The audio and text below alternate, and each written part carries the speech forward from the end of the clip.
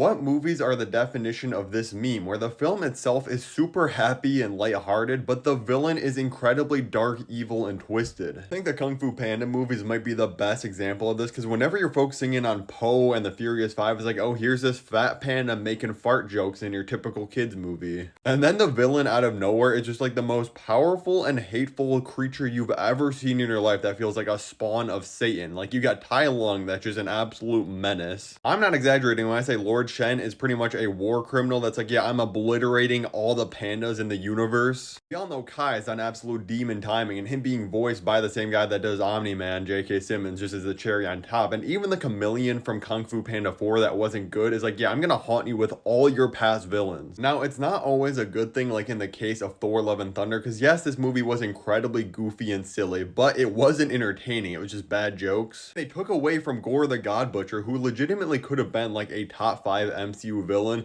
and he might still be in my top 10 favorites just because Christian Bale is so incredible as this character and very obviously thinks he's in a different movie because the tone is so unbelievably different whenever it cuts to Gore compared to Thor. Again, an incredibly powerful and dark villain that's actually killing off gods. Like, his name's literally the God Butcher. They talk about the things he's doing in the universe, and then it just cuts back to Thor being like, well, that happened, guys. Like, no, actually take your movie and the villain seriously. Now, there is a good example of a kind of silly, funny movie that has a actually very dark and great villain with Thor Ragnarok. Because you got Hela out here literally like enslaving Asgard, destroying Thor's hammer, almost killing him, popping her Feast for My Crows alt all over the movie. But the rest of the film is mostly a comedy with like Thor and Bruce Banner and stuff. They're just throwing jokes out left and right, but a lot of the jokes are actually funny. And when you do finally get to the final conflict and fight between Hela and Thor, the movie is like, okay, we gotta lock in, take it serious now, actually have there be huge consequences. Like, yeah, all of Asgard has to get destroyed just to defeat her. It really just makes me more upset that Gore was so absolutely wasted in Love and Thunder, because Taika Waititi already had the blueprint if he just did the same thing as Thor Ragnarok, but it just got way too goofy and almost felt like a parody of himself with Love and Thunder. DreamWorks coming back again because they know how to absolutely cook in a kind of silly kids film when it comes to the villains, because Puss in Boots: The Last Wish had no reason to have a villain that went so hard. Of course, I'm talking about the man himself, Death, like literally making our main character contemplate his own morality. I mean, this guy's whistle and his theme song and everything about him, like the aura is kind of insane, I'm not gonna lie. And I dare you to try to find one other kids movie villain that was actually so good he was the inspiration for a horror movie villain, because Remick in the movie Sinners is actually like hugely inspired by Death, down to the red eyes himself. Ryan Coogler literally came out and confirmed like, yeah, that's like the main inspiration behind his look. Again, obviously he's like the personification of death, and that's kind of the same thing you have going on with the vampires, because they're people that obviously have died already. Like, no other kids movie villain is moving like this dude.